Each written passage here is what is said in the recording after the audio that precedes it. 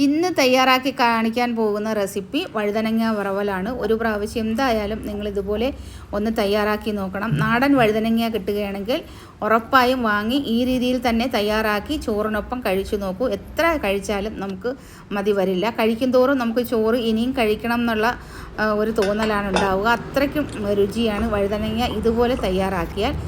ഇതിപ്പോൾ നാടൻ വഴുതനങ്ങയാണ് എനിക്ക് കിട്ടിയിട്ടുള്ളത്. നമ്മുടെ തന്നെ പറമ്പിൽ ഉണ്ടായ വഴുതനങ്ങയാണ് കേട്ടോ. അപ്പോൾ ഈ വഴുതനങ്ങ നീളത്തിലൊന്ന് കട്ട് ചെയ്തെടുക്കാം. വളരെ കനം കുറച്ചൊന്നും കട്ട് ചെയ്തെടുത്തേക്കരുത്. കുറച്ച് കനം കൂട്ടി വേണം കട്ട് ചെയ്തെടുക്കാനായിട്ട്. നീളത്തിൽ കട്ട് ചെയ്തെടുക്കണം കേട്ടോ. എന്നിട്ട് വെള്ളത്തിൽ ഇട്ട് ഒരു പ്രാവശ്യം ഒന്ന് നല്ലതുപോലെ കഴുകി ഒന്ന് പിഴിഞ്ഞെടുക്കണം.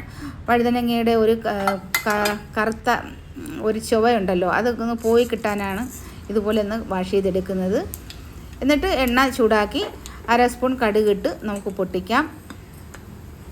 ഏത് കുക്കിംഗ് ഓയിലാണോ നിങ്ങൾ ഉപയോഗിക്കുന്നത് ആ ഓയിൽ ഉപയോഗിക്കാവുന്നതാണ്. എന്നിട്ട് വെളുത്തുള്ളി ഒരു 5 വെളുത്തുള്ളി തൊലിയോടുകൂടി കഴുകി വൃത്തിയാക്കി തൊലിയോടുകൂടി ചതയ്ക്കാതെ ഇതേപോലെ അങ്ങ് ഇട്ട് കൊടുത്താൽ മാത്രം മതി. ചതച്ചിട്ട് കൊടുക്കണ്ട. വെളുത്തുള്ളി ഒരുപാട് ചതച്ചിട്ട് കൊടുത്താൽ നമുക്ക് വെളുത്തുള്ളിയുടെ ടേസ്റ്റ് ആയിരിക്കും മുന്നിട്ട് നിൽക്കുക. അതുകൊണ്ട് വെളുത്തുള്ളി ഇതുപോലെ അങ്ങ് ഇട്ട് കൊടുത്താൽ മതി.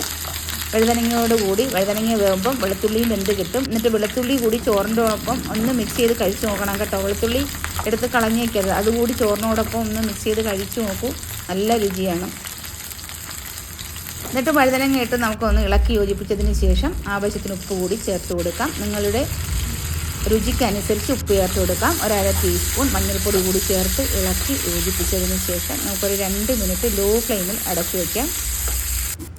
പിന്നെ ഇതിലേക്ക് ഇട്ട് കൊടുക്കാനായിട്ട് കറിവേപ്പില കൂടി വേണം. ആദ്യമേ കറിവേപ്പില ഇടേണ്ട ആവശ്യമില്ല. നമുക്ക് ലാസ്റ്റിൽ കറിവേപ്പില ഇട്ട് കൊടുത്താൽ മതി. അങ്ങനെ ഇട്ട് കൊടുക്കുമ്പോൾ കറിവേപ്പിലയുടെ ടേസ്റ്റും മണവും നമുക്ക് ലാസ്റ്റിൽ നല്ലതുപോലെ അറിയാനായിട്ട് പറ്റും ചോറ് കഴിക്കുമ്പോഴേക്കും. എന്നിട്ട് വീണ്ടും ഇളക്കി യോജിപ്പിച്ചതിന് ശേഷം നമുക്ക് വീണ്ടും 2 മിനിറ്റ് ലോ ഫ്ലെയിമിൽ വേണം അടച്ചു വയ്ക്കാനായിട്ട്.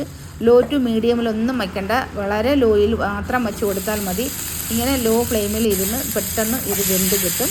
അതെല്ലാം നിങ്ങൾ ഹൈ ഫ്ലെയിമിൽ വെച്ചാൽ വഴുതനങ്ങ കരിഞ്ഞു പോകും. അതുകൊണ്ട് ലോ ഫ്ലെയിമിൽ മാത്രം വെച്ച് കൊടുത്താൽ മതി. വെള്ളമൊന്നും ഒഴിച്ചു കൊടുക്കുകയോ സ്പ്രിങ്കിൾ ചെയ്ത് കൊടുക്കുകയോ ഒന്നിൻ്റെ ആവശ്യമില്ല.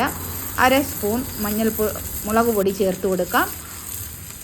1 സ്പൂൺ മല്ലിപ്പൊടി, 1/2 ടീസ്പൂൺ കുരുമുളക് പൊടി. കുരുമുളക് പൊടി നിങ്ങൾക്ക് ഇഷ്ടമില്ല എന്നുണ്ടെങ്കിൽ അത് സ്കിപ്പ് ചെയ്യാവുന്നതാണ്. ചിലർക്കൊക്കെ ഗ്യാസിൻ്റെ പ്രശ്നം ഉള്ളവരുണ്ട്. അവരൊക്കെ കുരുമുളക് പൊടി ചേർത്ത് കൊടുക്കേണ്ടത് വളരെ അത്യാവശ്യമാണ്. വഴുതനങ്ങ ഗ്യാസ് ഉണ്ടാക്കുന്ന ഒന്നുകൂടിയാണ്. അതുകൊണ്ട് വെളുത്തുള്ളിയും കുരുമുളക് പൊടിയും ഉറപ്പായിട്ട് ചേർത്ത് കൊടുക്കണം കേട്ടോ.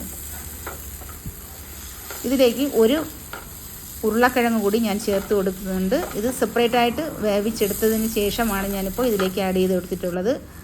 2 മിനിറ്റ് വെന്തതിന് ശേഷം മാത്രമാണ് ഈ വേവിച്ച ഉരുളക്കിഴങ്ങ് ഞാൻ ഇതിലേക്ക് ചേർത്ത് കൊടുത്ത് 1/2 സ്പൂൺ വറുത്ത് പൊടിച്ച ജീരകപ്പൊടി, 1/4 ടീസ്പൂൺ ഉലുവാപ്പൊടി വറുത്ത് പൊടിച്ചത്. ഈ ഉലുവാപ്പൊടി നമ്മൾ ചേർത്ത് കൊടുക്കുന്നതോടുകൂടി നല്ല മണമാണ് ഈ വഴുതനങ്ങ വറവലിന്. എല്ലാം കൂടി ഇട്ട് ഒന്ന് ലൈറ്റായിട്ട് വേണം ഇളക്കി യോജിപ്പിച്ചെടുക്കാനായിട്ട്.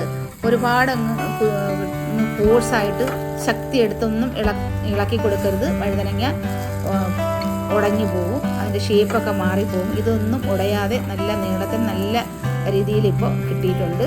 എന്നിട്ട് നമുക്ക് ഇതിലേക്ക് കുറച്ച് കറിവേപ്പില കൂടി ഇട്ട് കൊടുക്കാം. ലാസ്റ്റിൽ വേണം കറിവേപ്പില ഇട്ട് കൊടുക്കാനായിട്ട്.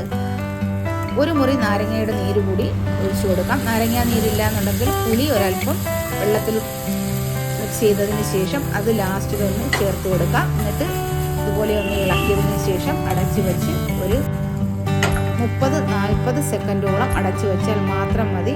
വളരെ രുചികരമായിട്ടുള്ള വഴുതനങ്ങ വറവൽ ഇഷ്ടപ്പെട്ടെങ്കിൽ ലൈക്ക് അടിക്കാൻ നിങ്ങൾ മറക്കരുത്. അതുപോലെ നിങ്ങളുടെ പ്രിയപ്പെട്ടവർക്കൊക്കെ ഒന്ന് ഷെയർ ചെയ്ത് കൊടുക്കാനും ഇതുപോലുള്ള റെസിപ്പി നിങ്ങൾക്ക് ഇഷ്ടമാണെങ്കിൽ ഈ ചാനലൊന്ന് സബ്സ്ക്രൈബ് ചെയ്ത് സപ്പോർട്ട് ചെയ്യാനും മറന്നു പോകരുത് കേട്ടോ. Thank you for watching.